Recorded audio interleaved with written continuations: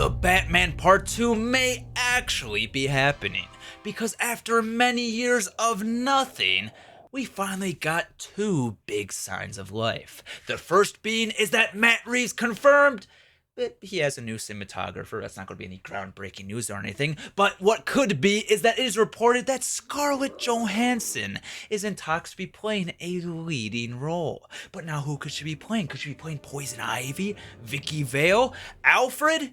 I hope so, but we don't actually know for sure. But what we do know is that any updates for this film is massive for the likelihood of the Batman Part 2 actually happening. Because it really is odd that we don't have a Batman Part 2 by now, or even a Batman Part 3 by now, as the Batman came out all the way back in 2022. And the reason for why we haven't had a sequel yet is because there's been two big things working against it. The first is that Matt Reeves, who's the writer, the director behind the Batman, maybe you could say the brainchild behind it, he's had some personal issues that hindered the production of the Batman Part 2.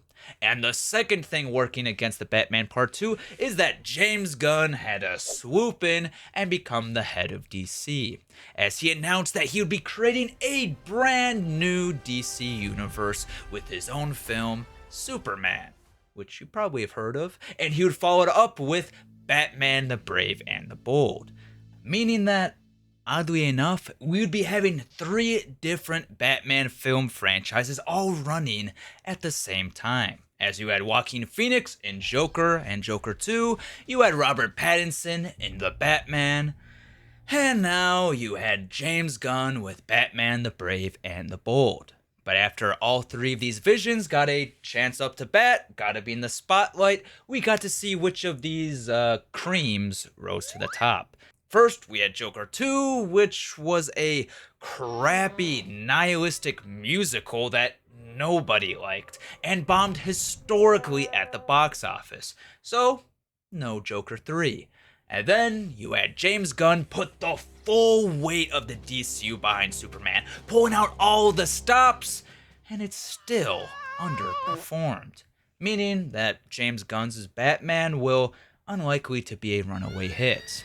And so now, looking at the landscape and seeing which would be the safest route to go down with Batman, the Batman seems pretty enticing, as the Batman made a healthy enough profit with over $700 million at the box office, which is $100 million more than Superman. And the follow-up to the Batman, The Penguin, was supposed to be just this small little side thing on HBO Max, but ended up being a massive hit, being renowned by critics and getting great viewership. So you put these two things together, and the Batman seems to be the safest thing to greenlight.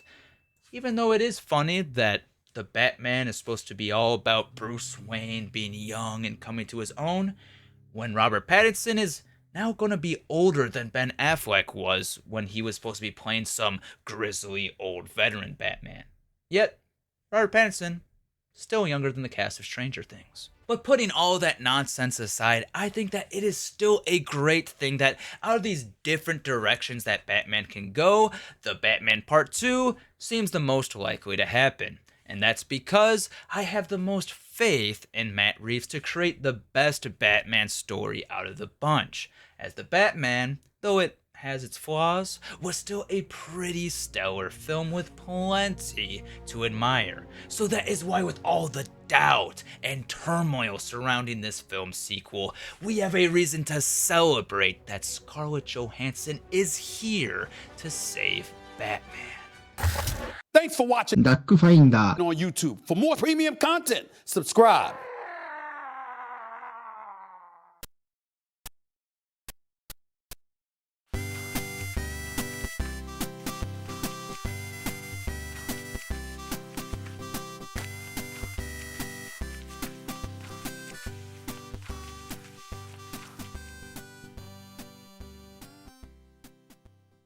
Just like